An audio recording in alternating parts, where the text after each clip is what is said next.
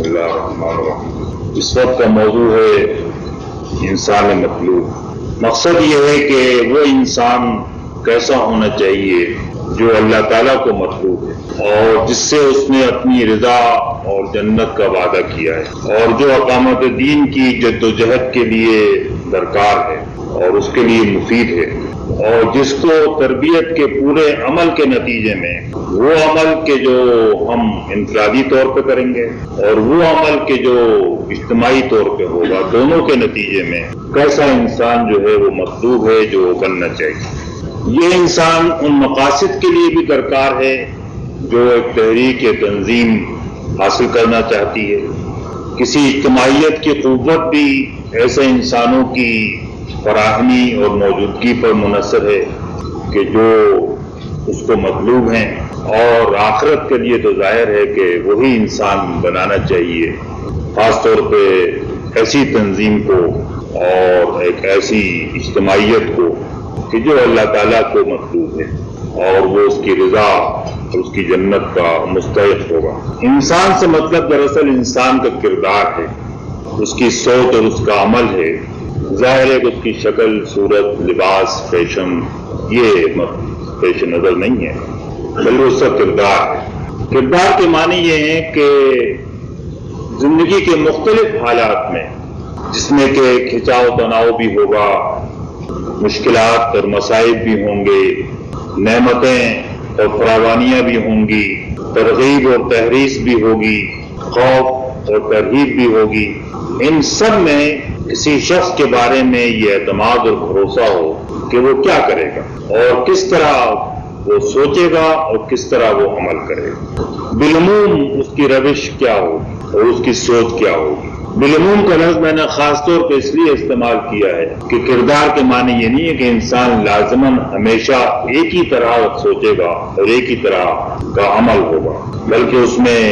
ऊंच नीच भी हो सकती है, इनहराफ भी हो सकता है। लेकिन फिर उस किरदार की खुसूसियत ये होगी कि जब वो महसूस करे कि वो उस तरह नहीं सोच रहा और उस तरह काम नहीं कर रहा जो मतलूब है, तो फिर वो फौरन वापस लौटेगा।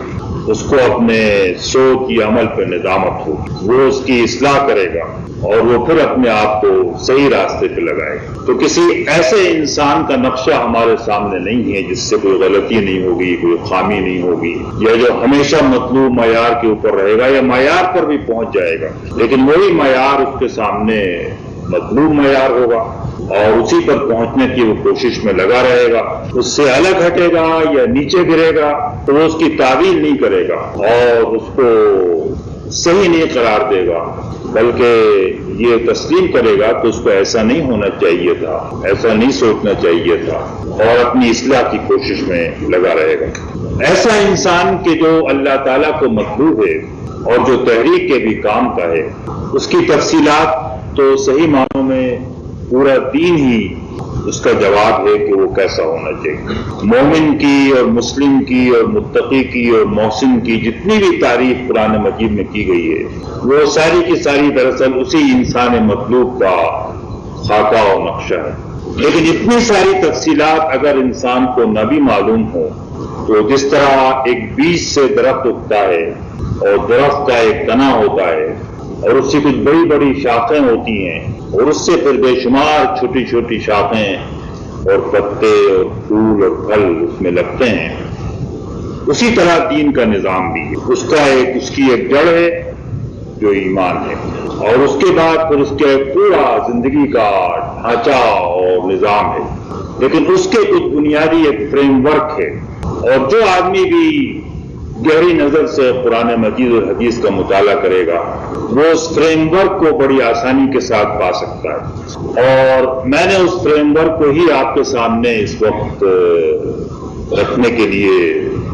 इंतखाब किया है और मेरा ख्याल है कि जो चीजें मैं आपके सामने रख रहा हूं ये दीन में बिल्कुल बुनियादी और असासी अहमियत की है। लेकिन मैं सिर्फ अहमियत के तकाजे से इनको आपके सामने नहीं रख रहा, बल्कि मैं ये समझता हूं कि दीन के जितने भी आकाम हैं और मोमिन और मुस्लिम की जितनी भी सिफात कुरान मजीद और हदीस में बयान की हैं, उनका अक्सर और बेशतर हिस्सा इसी फ्रेमवर्क से माफूज है।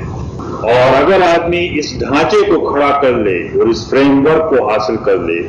تو تفصیلات میں اس کا مزاج اور اس کی عقل اور اس کا دل خود بخود اس کی رہنمائی کرے گا کہ کیا ہونا چاہیے اور کیا کرنا چاہیے.